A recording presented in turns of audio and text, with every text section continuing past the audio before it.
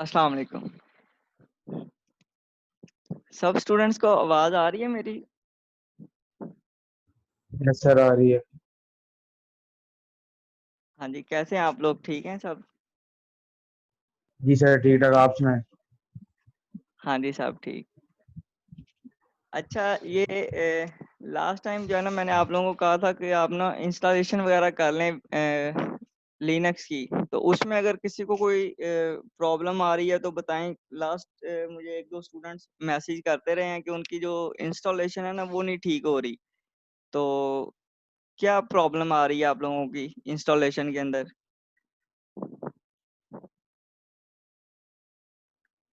Linux को आपने install करके देखा है आप लोगों ने? जी सर, किया था। हो गया इंस्टॉल? Yes sir. तो उसको आपने रन करके देखा फाइल्स को, जो मैंने आपको फाइल्स दी थी? दो असाइनमेंट्स है ना आपकी पेंडिंग। तो उसकी मैंने हेल्पिंग मटेरियल भी पोस्ट किया हुआ है, और वो आपको मैंने कहा था कि उसको आपने कैसे इम्प्लीमेंट करना है, वो भी मैंने लास्ट टाइम एक्सप्लेन किया था। यस सर, चारों फाइल्स रन की हैं बारी बारी। नहीं नहीं, चार फाइल्स नहीं थी वो तो एक ही फाइल थी। जो आपकी सेकंड असाइनमेंट है उसमें तो एक ही फाइल थी सिर्फ। नहीं सर, वो पाइप की थी, नेम्ड पाइप की थी, और दो और थी, फीफो की और मैसेज की होगी। अच्छा अच्छा, सही। नहीं, वो तो मैंने अभी रात को अपलोड की हैं, बाकी वो तो पहले तो एक ही फाइल थी ना। जी सर। अच्छा, उसकी अंडरस्टैंडिंग हुई है आप लोगों को? वो जो इंटर यस प्रोसेस सर, हुई है। इंटर प्रोसेस कम्युनिकेशन की अभी हम बात कर रहे हैं, तो इसमें हमने देखा था कि मल्टीपल प्रोसेसेस की आपने जो है ना वो कैसे उनको कम्युनिकेट करवाना है। ठीक है, ये जो बेसिकली येलो लाइन आपको इस पिक्चर में शो हो रही होगी, हम इस चैनल की बात कर रहे हैं। ये चैनल आपको इंट्रोड्यूस करवाना पड़ेगा अगर आपने इसमें इन प्रोसेसेस के आपस में जो है वो कम्युनिकेशन करवानी है। अगर आप ये चैनल इंट्रोड्यूस नहीं करेंगे तो ऑपरेटिंग सिस्टम एक प्रोसेस इनिशिएट करेगा, प्रोसेस अपना टास्क कंप्लीट करेगा और वो वापस ऑपरेटिंग सिस्टम के अंदर आ जाएगा। ठीक है, मतलब वो जैसे ही अपना टास्क कंप्लीट करेगा तो वो रिटर्न करेगा, ऑपरेटिंग सिस्टम में वापस आ जाएगा। इसी तरह प्रोसेस दूसरा जो है वो अपना टास्क कंप्लीट करेगा और वो वापस ऑपरेटिंग सिस्टम के अंदर जो है ना वो मेन प्रोग्राम पे वापस आ जाएगा। ठीक है, लेकिन वो आपस में जो है ना वो सिंक नहीं होंगे जब तक आप कोई ऐसा चैनल इंट्रोड्यूस नहीं करेंगे जो जिनके थ्रू वो कम्युनिकेट कर सकेंगे। ठीक है, तो वो चैनल्स कुछ हमने बात की थी, फीफो पाइप की बात की थी, फीफो की, मैसेज क्यू की, सीमा फोर्स की और शेयर्ड मेमोरी की। ठीक है, अब इसमें मैंने देखा है कि पाइप जो है ना वो उसके थ्रू आप अगर कम्युनिकेशन करवाते हैं तो ये थोड़ा सा इजी टास्क है। इसमें सिंपल आपने पाइप इंट्रोड्यूस करवाना है और वो उनकी कम्युनिकेशन हो जाती है। ये फीफो का और मैसेज क्यू का जो है ना वो थोड़ा सा डिफिकल्ट टास्क था, तो इसकी भी मैंने फाइल्स जो है ना वो अटैच कर दी हैं। ये भी मैंने आपको आपके अंडरस्टैंडिंग के लिए इसको मैंने साथ अपलोड कर दिया हुआ है। इसको भी आप देख सकते हैं कि किस तरह से आप इन चैनल्स के थ्रू उनकी कम्युनिकेशन कर सकते हैं। जो लास्ट वाला है शेयर्ड मेमोरी वाला, ये मैंने बताया कि जो असाइनमेंट वन है उसको आप थोड़ा सा डिटेल में स्टडी करेंगे तो आपको इसकी हिंट वहां से मिल जाएगी। उसके अंदर ये वाला कॉन्सेप्ट यूज किया हुआ शेयर्ड मेमोरी का। उसमें हर प्रोसेस अपनी जो अपना जो रिजल्ट है वो एक ऑपरेटिंग सिस्टम के अंदर फाइल क्रिएट करके उसमें रिजल्ट स्टोर करता है। तो लास्ट के ऊपर एक ही प्रोसेस हमारे पास बचता है जिसको हम मेन प्रोसेस कहते हैं। वो उन सारी उन सारे रिजल्ट्स को कंबाइन करके तो एक रिजल्ट लास्ट के ऊपर जनरेट कर देता है। ठीक है, तो ये टास्क टू टास्क जो है ना वो वेरी करता है कि आपने हो सकता है कि आपका ऐसा प्रॉब्लम है जिसको आप सॉल्व करने लगे हैं जिसके अंदर मल्टीपल प्रोसेसेस को कम्युनिकेट करने की जरूरत ही नहीं है। ठीक है, मतलब आप मल्टीपल प्रोसेस को इंडिपेंडेंटली रन कर सकते हैं। ठीक है, तो उस केस के अंदर अगर ये चैनल आप नहीं भी इंट्रोड्यूस करते तो ये आप इसको अपनी प्रॉब्लम को सॉल्व कर सकते हैं। ठीक है, आप अपनी प्रॉब्लम को छोटे छोटे पार्ट्स में डिवाइड करके तो वो रिजल्ट्स जनरेट कर सकते हैं। ठीक है, अच्छा उसके बाद ये जो सीमा फोर्स का एक कॉन्सेप्ट आएगा, ये आज हम थोड़ा सा स्टडी करेंगे। तो इसका भी आपको नेट से कुछ मटेरियल मिल जाएगा, जिसके थ्रू आप ये देख सकते हैं कि अगर हमने ये कंडीशन इंट्रोड्यूस करवानी हो कि आपने किस प्रोसेस को किस टाइम के ऊपर एग्जीक्यूट करना है, ठीक है। मतलब हम इन प्रोसेस को पैरेलली तो करना चाहते हैं एग्जीक्यूट, लेकिन हम ये भी चाहते हैं कि जो प्रोसेस एक्स प्रोसेस है, लेट्स सपोज, वो इन दो प्रोसेस जब ये दो कंप्लीट हों उसके बाद वो रन करे, ठीक है। मतलब कुछ ऐसी कंडीशन अगर हम इंट्रोड्यूस करवाना चाहते हैं जिसमें जिससे हम बाकी प्रोसेस को पे एक कंडीशन लगा सकें कि ये प्रोसेस कब एग्जीक्यूट होने चाहिए, ठीक है। तो मतलब आपको एक ऐसा प्रोसेस है जिसने दो प्रोसेस की आउटपुट को यूज करके अपना टास्क कंप्लीट करना है, ठीक है। प्रोसेस ए और प्रोसेस बी जब कंप्लीट होंगे तो वो इनकी आउटपुट उसकी इनपुट बनेगी उस प्रोसेस की, ठीक है। तो उस केस में आपको क्या करना पड़ेगा, उस थर्ड प्रोसेस को वेट करवाना पड़ेगा यूजिंग सीमाफोर्स, जब तक ये प्रोसेस दो कंप्लीट नहीं हो जाते, ठीक है। तो इसका एक थोड़ा सा आज थोड़ी सी हम एक दो स्लाइड्स के अंदर इसकी डिस्क्रिप्शन देखेंगे। तो बाकी आप वो फाइल्स वगैरह को रन करके देखें, उसमें उसको अंडरस्टैंड करें कि ये किस तरह से इसकी इम्प्लीमेंटेशन हुई हुई है, तो ताकि आपकी थोड़ी सी अंडरस्टैंडिंग जो है ना वो डेवलप हो जाएगी, ठीक है। तो फिर आप अपनी असाइनमेंट को जब सॉल्व करेंगे तो आपके लिए इजी हो जाएगा। इसमें मैं आपको थोड़ा सा एक्सप्लेन कर देता हूँ दोबारा।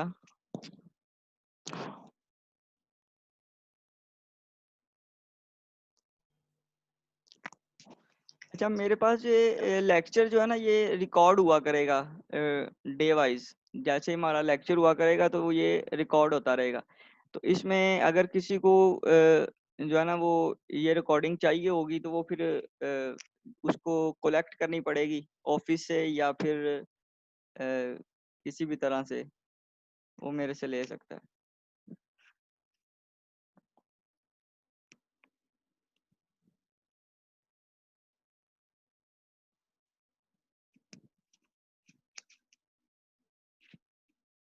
हाँ जी, वो मैंने फाइल्स अटैच कर दी हैं, वो आप लोगों की को थोड़ी सी जो है ना वो, क्योंकि ये चीज़ें आपसे इजीली इम्प्लीमेंट नहीं थी होनी, इसलिए मैंने थोड़ा सा इसका हिंट जो है ना वो उसमें डाल दिए। आप इसको जब अपनी प्रॉब्लम के लिए सॉल्व करेंगे तो आप यहाँ से इसकी हेल्प ले सकते हैं। अच्छा, ये थोड़ा सा जो है ना मैं एक्सप्लेन कर देता हूँ कि अ, आज हमने जो है ना ये दो टॉपिक्स देखने हैं। एक फीफो का, लास्ट टाइम हमने देखा था कि यूजिंग पाइप जो है ना आप इन प्रोसेस को सिंक्रोनाइज कर सकते हैं, ठीक है, इनकी कम्युनिकेशन करवा सकते हैं। आज हम थोड़ा सा देखते हैं कि यूजिंग मैसेज क्यू या आप कोई सिग्नल के थ्रू भी इनकी कम्युनिकेशन कर सकते हैं। और उसके बाद मेक फीफो जो है उसके थ्रू भी आप इनकी कम्युनिकेशन करवा सकते हैं।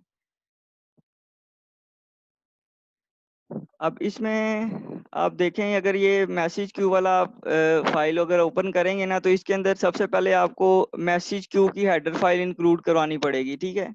और जब ये आप इंक्लूड करवाएंगे तो आपको एक स्ट्रक्चर डिफाइन करना पड़ेगा, ये चेंज नहीं होगा, ठीक है, ये इसी तरह ही रहेगा। इसका आप इसमें एक लॉन्ग आपने मैसेज टाइप बतानी है कि किस टाइप का मैसेज आपने सेंड करना है, ठीक है।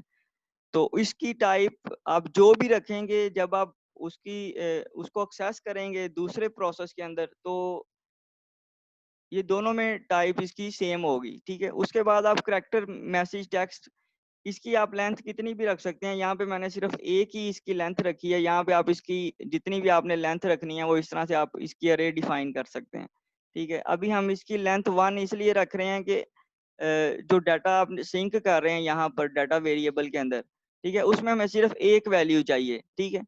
तो वो इंटीजर वैल्यू थी, लेकिन जब मैसेज की बात कर रहे हैं तो मैसेज जब आप पास करेंगे तो वो एज ए करैक्टर पास होगा, ठीक है। तो हम क्या करेंगे, इंटीजर वैल्यू को करैक्टर में कन्वर्ट कर लेंगे, और जब हम मैसेज रिसीव करेंगे तो उसी करैक्टर को दोबारा इंटीजर में कन्वर्ट कर लेंगे, ठीक है। तो इस तरह से हम उनकी वैल्यूज को सिंक्रोनाइज कर सकते हैं। तो इसमें सिर्फ चेंज इसमें कुछ भी नहीं किया, चेंज सिर्फ ये किया कि ये ये कुछ जो है ना वैल्यूज यहाँ पे सिर्फ अपडेट होंगी। अब इसमें देखें हमने एक की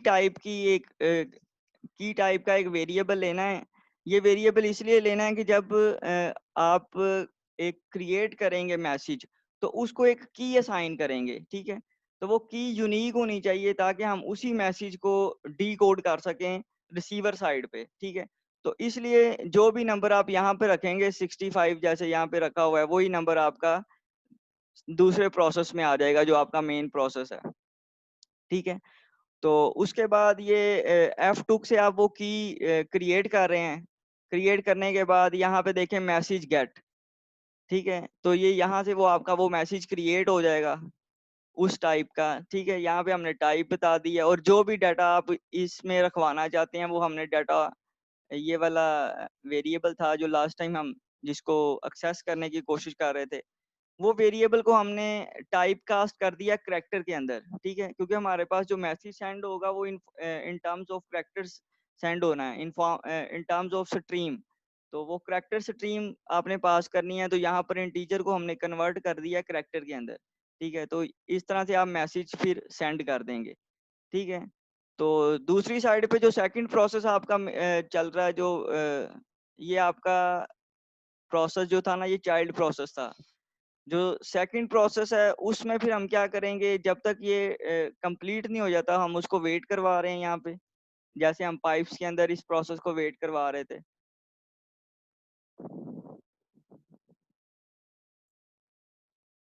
उसके बाद फिर हमने इसी तरह से इस मैसेज को यहाँ पे गेट कर लिया है। ये सेम उसी वही टर्म है, सिर्फ एक साइड पे आपका मैसेज रिसीव आ जाएगा और दूसरी साइड के ऊपर आपका मैसेज सेंड आ जाएगा। तो ये दो फंक्शंस हम यूज करेंगे, इनके थ्रू कर लेंगे वैल्यू। अच्छा, जब जैसे ये मैसेज रिसीव होगा तो ये दोबारा एक करेक्टर की फॉर्म के अंदर आपके पास मैसेज आना है, तो इसको हमने दोबारा से टाइप कास्ट करके इंटीजर में कन्वर्ट कर लिया है।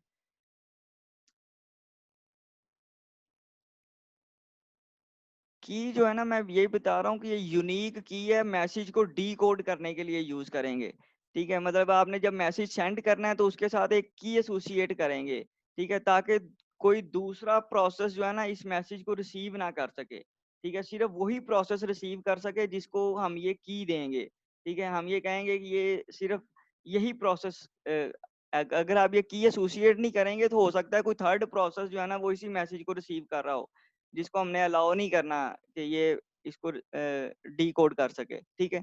तो ये इसलिए हम एक यूनिक की क्रिएट कर रहे हैं यहाँ पे। वो आप F2 का जो मेथड है वो आपको एक यूनिक की क्रिएट करके देता है, ठीक है। वो नंबर हम यहाँ पे पास कर रहे हैं, वही नंबर हम इस प्रोसेस को देंगे ताकि ये भी उसी तरह की जनरेट कर सके, ठीक है। तो जब वो की जनरेट हो जाएगी तो ये आपका यहाँ पे वैल्यूज सिंक्रोनाइज हो जाएंगी, ठीक है। लास्ट टाइम पे हमने पाइप सिस्टम कॉल के थ्रू किया था, तो ये मैसेज क्यू के थ्रू इस तरह से आप इसको कर सकते हैं। अच्छा, उसके बाद नेम्ड पाइप का जो है वो हमने देखा, उसको हम देख लेते हैं एक दफा।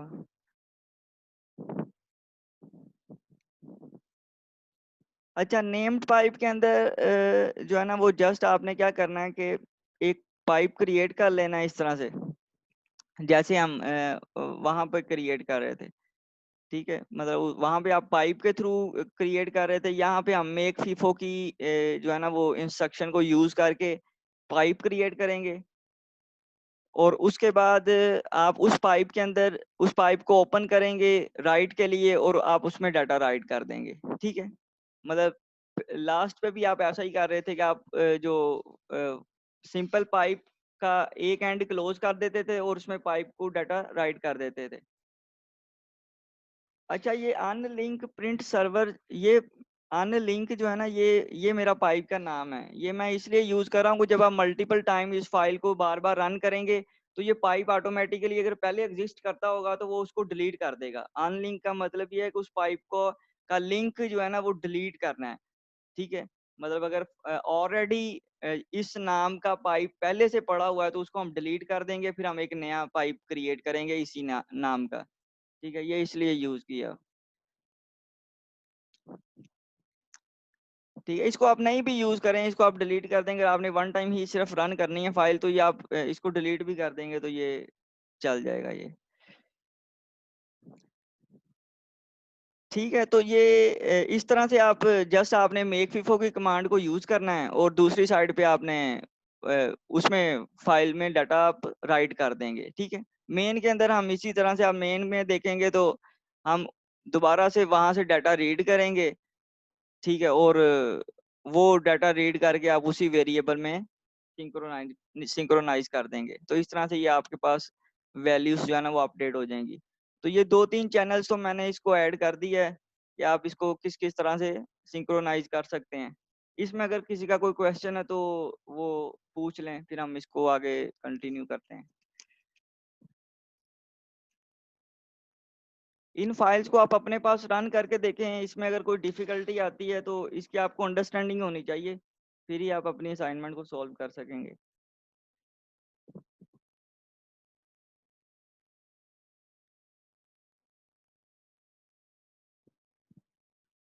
कोई क्वेश्चन नहीं है किसी का?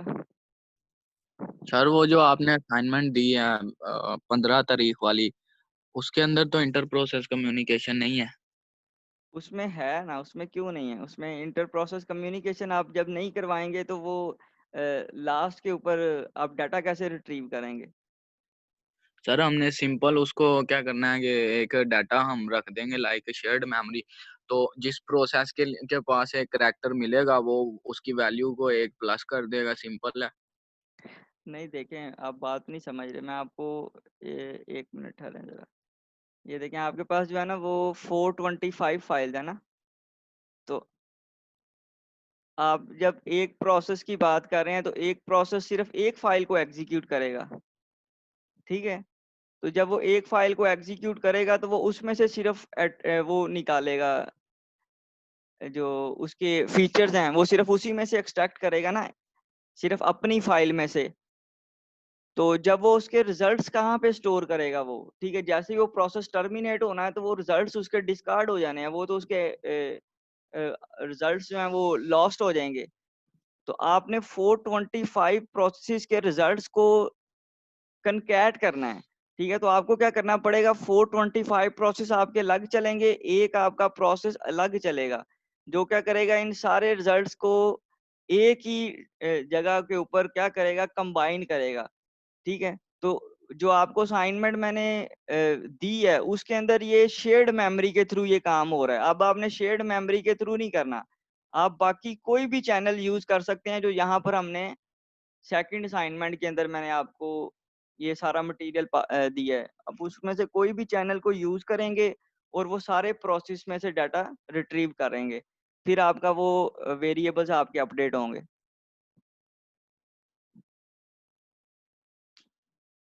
क्योंकि आपके पास देखें ना, आपके पास 425 फाइल्स हैं, एक प्रोसेस के थ्रू अगर आप सारी फाइल्स को करेंगे वो तो फिर पैरेलल प्रोसेसिंग नहीं हुई। आपको क्या करना पड़ेगा, 425 प्रोसेस रन करने पड़ेंगे, हर प्रोसेस अपनी किसी एक फाइल को सिर्फ एग्जीक्यूट करेगा। ठीक है, जब वो उसको एग्जीक्यूट करेगा तो उसने रिजल्ट्स कहाँ पे सेव करने हैं, वो रिजल्ट्स आप कैसे डिस्प्ले करेंगे, वो तो रिजल्ट्स आप डिस्प्ले ही नहीं कर सकते। तो आपको क्या करना पड़ेगा, आपको एक मेन प्रोग्राम के अंदर एक वेरिएबल लेना पड़ेगा जिसके अंदर हर प्रोसेस के रिजल्ट्स साथ साथ स्टोर होते रहेंगे। वो रिजल्ट्स कैसे स्टोर होंगे, उसके लिए फिर आपने उनकी कम्युनिकेशन करवानी है सारे प्रोसेस की मेन प्रोसेस के साथ। ठीक है, मतलब 425 प्रोसेस अलग चल रहे होंगे, एक मेन प्रोसेस अलग चल रहा होगा, या आप ये कह सकते हैं कि एक प्रोसेस होगा उसके 425 चाइल्ड्स होंगे। तो जो 425 चाइल्ड्स हैं वो 425 फाइल्स को एग्जीक्यूट करेंगे, और ये जो मेन प्रोसेस है ये हर अपने चाइल्ड की रिजल्ट्स को सेव करेगा किसी कम्युनिकेशन चैनल के थ्रू। अब वो कम्युनिकेशन चैनल आप कोई भी इंट्रोड्यूस कर सकते हैं, उसके हमने नंबर ऑफ चैनल्स यहाँ पर स्टडी किए हैं क्लास के अंदर। आप कोई भी चैनल को इंट्रोड्यूस करें, मैंने तो अब उसकी इम्प्लीमेंटेशन भी आपको थोड़ी सी दिखा दी है कि ये इस तरह से ये चीजें इम्प्लीमेंट होंगी। इसको बस अब आपने वहां पर किसी तरह से इंटीग्रेट करना है। सारी शेयर्ड मेमोरी इतनी इजीली इंटीग्रेट हो रही है सर, आप अब चैनल्स की बात भी कर रहे हैं, हम तो शेयर्ड मेमोरी के थ्रू कर रहे थे। नहीं, शेयर्ड मेमोरी के थ्रू कर रहे थे तो फिर आप क्या करेंगे? वो तो फिर आपको ऑलरेडी वो फाइल बनी बनाई वहां से मिल जाएगी, फिर आप क्या करोगे उसमें? फिर वो असाइनमेंट जो है ना वो फिर मार्क्स वाली तो नहीं होगी, वो तो फिर आप सिर्फ उसको रन करके अपने पास तो रिजल्ट्स प्रोड्यूस कर देंगे। इसमें फिर आपकी इनपुट क्या होगी, कंट्रीब्यूशन क्या होगी आप लोगों की उसमें? करना सर आपने हमने कुछ भी नहीं है, मैं आपको बता रहा हूँ कि आपने क्या करना है कि जैसे ही एक प्रोसेस क्रिएट होगा, आप मैसेज क्यू यूज कर लें, आप उसको पाइप यूज कर लें, नेम पाइप यूज कर लें, आपने सिर्फ उन प्रोसेस की रिजल्ट को आपने मेन प्रोसेस के अंदर भेज देना, मेन प्रोसेस उसको अपने पास स्टोर करता रहेगा सिर्फ। इसमें कोई डिफिकल्टी वाली चीज तो कोई भी नहीं है, सिर्फ आपने इन चीजों को यूज करना है। इसको आप करेंगे तो फिर अगर कोई इशू आएगा तो वो आप मेरे से डिस्कस कर सकते हैं, लेकिन आपने इसको करना ऐसे ही है जैसे मैंने आपको गाइड किया ना। इसको आप करें, अगर कोई प्रॉब्लम आती है तो आप मेरे साथ डिस्कस कर सकते हैं। सर समझ आ गई है, कर लेंगे हम। ठीक है, चलें आज हम थोड़ा सा आगे इसको कंटिन्यू करते हैं।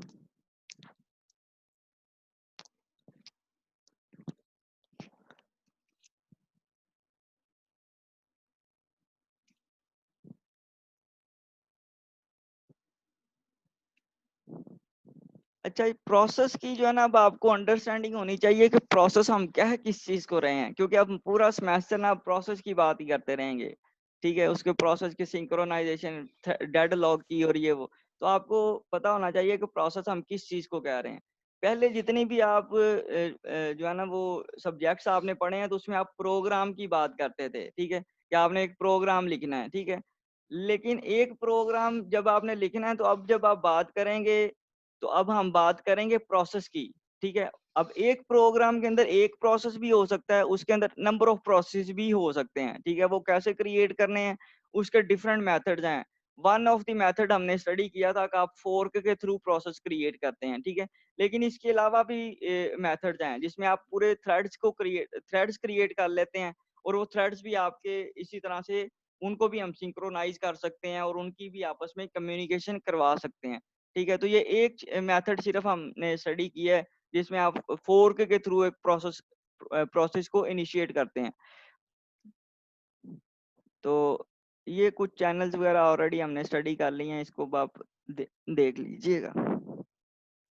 अच्छा, सर अब वो आपने कहा था पाइथन के साथ असाइनमेंट नहीं करनी, तो जावा वगैरह यूज कर सकते हैं? नहीं, लिनक्स में ही करेंगे इसको, वो फिर आप किसी और कोर्स के अंदर फिर आप कर सकते हैं उसको, लेकिन लिनक्स का ही लिनक्स प्रेफरेबल है इस सब्जेक्ट के लिए।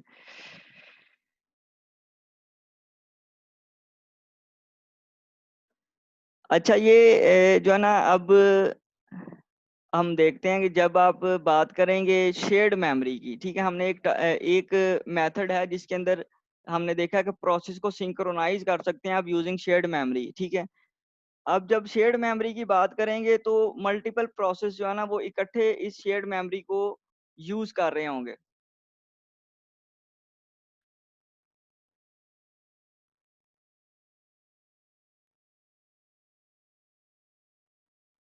अच्छा, ये जो है ना वो असल में लिनक्स में इसलिए कह रहा हूँ कि अगर आप पाइथन वगैरह या किसी और लैंग्वेज पे जाएंगे तो एक तो आपको उसका मटेरियल नहीं मिलेगा ज्यादा। ठीक है, उसमें वो लिमिटेड सी उसकी इम्प्लीमेंटेशन मिलेगी। दूसरा ये है कि वो दोबारा डिपेंडेंट हो जाएगा आपके ऑपरेटिंग सिस्टम के ऊपर।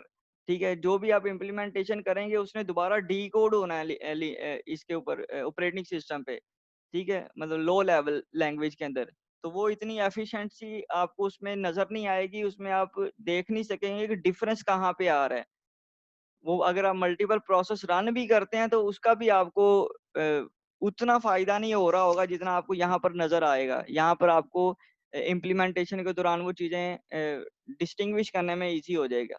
तो इसलिए आप लिनक्स को ही फॉलो करें, और लिनक्स की बुक जो है वो मैंने आपको फर्स्ट क्लास के अंदर ही बताई थी एक, तो उसी में से आपको ये सारा कंटेंट भी मिल जाएगा। ठीक है, मतलब आप उसको थोड़ा सा स्टडी करेंगे तो ये चीजें आपको वहां से काफी हद तक मिल जाएंगी। अच्छा, सर फिर तो जब हम बात नहीं सर, कर कुछ नहीं। जब हम बात कर रहे हैं शेयर्ड मेमोरी की, तो उसमें देखें अगर आपके पास एक कुछ कोई ऐसी फाइल आप कह सकते हैं जो शेयर्ड है, जो मल्टीपल प्रोसेस आप उसको यूज कर रहे हैं, ठीक है। तो अगर आप इस चीज को सिंक्रोनाइज नहीं करेंगे कि आपका कौन सा प्रोसेस जो है ना वो किस एग्जीक्यूट करते वक्त उस फाइल को चेंज कर रहा है, ठीक है, तो उससे क्या होगा कि आपके पास रिजल्ट्स जो है ना वो एक्यूरेट नहीं आएंगे, ठीक है। हो सकता है कोई ऐसा जिस प्रोसेस ने लास्ट के ऊपर फाइल को चेंज किया है या उस मेमोरी को इफेक्ट किया है, आपके पास सिर्फ वही रिजल्ट्स आएंगे, ठीक है। तो इसको फिर हमें सिंक्रोनाइज करना पड़ेगा, हमें जो है ना वो इस चीज को इंश्योर करना पड़ेगा कि ये प्रोसेस आपके सारे के सारे सिंक्रोनाइज्ड हैं। अब जैसे यहाँ पर हमने एक जो है ना वो एग्जांपल यहाँ पर ऐड की है, जिसके अंदर एक बफर जो है ना वो एक शेयर्ड वेरिएबल हमने यहाँ पे लिया है, ठीक है। अब दो प्रोसेस हैं, एक कंज्यूमर प्रोसेस है और एक प्रोड्यूसर प्रोसेस है। कंज्यूमर प्रोसेस ये करता है कि वो उस बफर में से कुछ वैल्यूज को आउट करता है, मतलब उसमें से उन वैल्यूज को कंज्यूम करने के बाद उसको वहां से डिलीट कर देता है। प्रोड्यूसर प्रोसेस जो है वो उसी वेरिएबल में कुछ वैल्यूज को ऐड करेगा, ठीक है।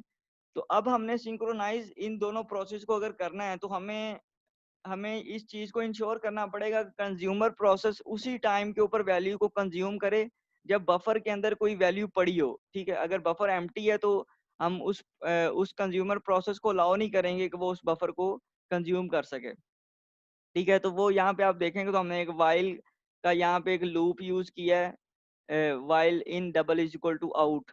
इसके थ्रू हमने इसको जो है ना वो रेस्ट्रिक्ट किया है कि अगर उसकी वैल्यू मतलब एम्प्टी है, अरे आपकी एम्प्टी है बफर की, तो वो यहाँ पर स्टॉप हो जाएगा, ये प्रोसेस वो नेक्स्ट एग्जीक्यूट नहीं करेगा।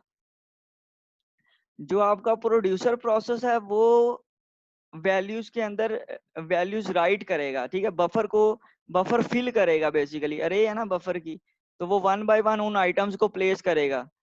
जैसे वो वैल्यूज राइट करता है 10, उसके बाद वो कोई और वैल्यू को राइट करता है यहाँ पे, ठीक है।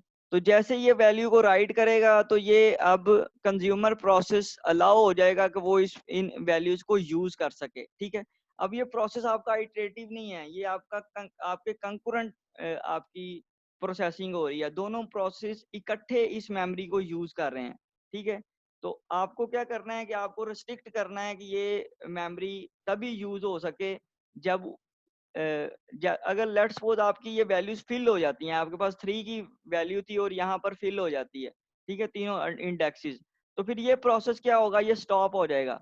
जब तक कंज्यूमर प्रोसेस इसमें से कोई वैल्यू को डिलीट नहीं करेगा तो ये प्रोसेस आपका स्टॉप रहेगा। अब ये स्टॉप कैसे किया हुआ है, यहाँ पे इस अरे के अंदर हमने इस वाइल लूप में इसको रेस्ट्रिक्ट कर दिया है, ठीक है। इसी तरह ये जो कंज्यूमर प्रोसेस है उस पे हमने क्या कंडीशन लगाई है, अगर आपके पास अरे आपकी जो है ना वो एम्प्टी है तो ये प्रोसेस आपका यहाँ पर स्टॉप कर जाएगा, ठीक है। तो इस तरह से हम इस शेयर्ड वेरिएबल को सिंक्रोनाइज कर सकते हैं, ठीक है। अब इस जो ये तैयब आप लोगों की क्लास का तो नहीं है मेरा ख्याल, ये कहाँ पे आ गया इस टाइम। बैच 9 का होगा कोई। नहीं, ये बैच 7 का स्टूडेंट है मेरा ख्याल, ये इसको अपनी क्लासेस में ये आता नहीं है तो इधर। अच्छा, ये बफर की अरे है, अब इसको हमने दो प्रोसेस के दरमियान जो है ना वो इस तरह से सिंक्रोनाइज किया है, ठीक है। अब इसमें इशू ये था कि इन की ये दो वेरिएबल्स थे, इन और आउट, ठीक है। तो इन और आउट को जब आप सिंक्रोनाइज ऐसे करेंगे तो ये यहाँ पे मॉड लिया हुआ है एन के साथ, ठीक है। तो इसमें मैंने बताया था अगर अरे का साइज 3 है, ठीक है, तो आप फर्स्ट आइटम जब प्लेस करेंगे, जब फर्स्ट आइटम प्लेस करेंगे यहाँ पे, ठीक है, तो आप देखेंगे in plus one mod N लिया हुआ है, तो इन की वैल्यू स्टार्ट पे क्या थी, इन और आउट की वैल्यू स्टार्ट पे हमने यहाँ पे 0 रखी हुई है, ठीक है। तो 0 प्लस 1 और मॉडुलस हम इसका ले रहे थे 3 के साथ, ठीक है। तो ये क्या आएगा आंसर आपके पास, यहाँ पे 1 आ जाएगा, ठीक है।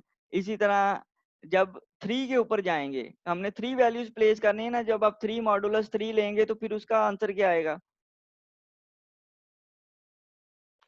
0 आएगा सर। 0 आएगा। ठीक है, तो इसका मतलब ये है कि ये लास्ट वाली आइटम को प्लेस नहीं कर सकेगा। ठीक है, वो आपकी वैल्यू दोबारा आउट के इक्वल आ जाएगी। ठीक है, तो ये सिर्फ अगर आपने 3 इंडेक्सेस को प्लेस करना है तो ये आपका जो थर्ड इंडेक्स है ये वाला, ये आपका एम्प्टी रह जाएगा। ठीक है, ये सिर्फ 2 वैल्यूज को एंटर कर सकेगा। तो इसका सोल्यूशन एक तो ये था कि आप इसको जो है ना वो जब भी आपने कोई अरे लेनी है जिसको आप इस मेथड के थ्रू सॉल्व करना चाहते हैं, तो आप क्या करेंगे, इस अरे का एक साइज एक्स्ट्रा आपको लेना पड़ेगा। अगर आपने 10 वैल्यूज को स्टोर करना है तो इसका साइज फिर हम 11 रखेंगे। ठीक है, ताकि 10 वैल्यूज आपकी अरे के अंदर स्टोर हो सकें। ठीक है, क्योंकि यहाँ पे आपने मॉडुलस लिया हुआ है n के साथ, तो वो ये इसको फिर सिंक्रोनाइज करते वक्त इसको लास्ट आइटम को वो प्लेस नहीं कर सकेगा। ठीक है, इसके बाद फिर हमने इसका एक सेकंड मेथड स्टडी किया था।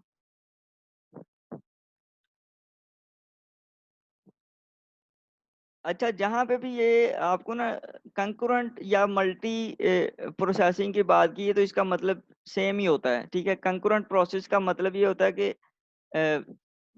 एक ही टाइम के ऊपर जो है ना वो एक्सेस हो रही है शेयर डाटा की। ठीक है, concurrent access to share data मतलब सारे प्रोसेस जो है ना वो एक ही टाइम के ऊपर शेयर डाटा को एक्सेस कर रहे होंगे। ठीक है, तो उसका रिजल्ट क्या आएगा? Data inconsistency. तो इस डाटा इनकंसिस्टेंसीज को हमने किसके थ्रू हैंडल करना है? यूजिंग प्रोसेस सिंक्रोनाइजेशन, जो ये हम टॉपिक पढ़ रहे हैं। ठीक है, हमने सिंक्रोनाइजेशन के थ्रू ये इन प्रॉब्लम्स को सॉल्व करना है। अच्छा, इस चीज को जो हमने लास्ट प्रॉब्लम आ रही थी उस चीज को फिर हमने हैंडल किया, एक नया वेरिएबल इंट्रोड्यूस किया काउंट का। ठीक है, काउंट में फिर जैसे ही आप बफर के अंदर एक एंट्री करेंगे तो हम काउंट की वैल्यू को 1 बाय 1 इंक्रीमेंट करते रहेंगे। ठीक है, उसे अगर वैल्यूज आपने 2 प्लेस की हैं तो काउंट की वैल्यू 2 होगी। ठीक है, इसी तरह 3 वैल्यूज प्लेस हुई हैं तो 3 होगी। तो इस वेरिएबल से हम जो है ना वो जो हम एक लास्ट में एक अरे का साइज एक्स्ट्रा ले रहे थे, तो अभी हमें वो साइज एक्स्ट्रा लेने की जरूरत नहीं रहेगी। ठीक है, आप सिर्फ जितनी वैल्यूज प्लेस करना चाहते हैं उतने टाइम्स ये काउंट इंक्रीमेंट होता रहेगा, और जैसे जैसे वैल्यूज कंज्यूमर प्रोसेस कंज्यूम करेगा तो वो इस वेरिएबल की वैल्यू को डिक्रीमेंट करता रहेगा। ठीक है, तो इस तरह से आप इसको सॉल्व कर सकते हैं। अब इसमें देखें, जो आपकी लूपिंग कंडीशंस हैं वो यहाँ पर चेंज हो गई हैं। ठीक है, वहां पर हम प्रीवियस जो आपकी इसका सॉल्यूशन था उसके अंदर हम in double is equal to out कर रहे थे। ठीक है, अब यहाँ पर हमने count double is equal to 0 कर दिया है। ठीक है, जब अरे का साइज 0 है, अरे के अंदर 0 एंट्री है, अभी कुछ भी प्लेस नहीं हुआ तो आपने क्या करना है, ये कंज्यूमर प्रोसेस यहाँ पर स्टॉप कर जाएगा, वो कुछ भी वैल्यू को कंज्यूम नहीं करेगा। ठीक है, जैसे ही प्रोड्यूसर प्रोसेस कोई वैल्यू प्रोड्यूस करेगा, ठीक है, तो काउंट की वैल्यू क्या होगी? इंक्रीमेंट हो जाएगी। तो फिर ये प्रोसेस आपका इस वाइल लूप से निकल जाएगा बाहर। ठीक है, वो अपनी वेटिंग कंडीशन से बाहर आ जाएगा और वो उन वैल्यूज को कंज्यूम कर सकेगा। ठीक है, तो ये प्रोड्यूसर में देखें ना, प्रोड्यूसर में हमने count double is equal to buffer size ले लिया है।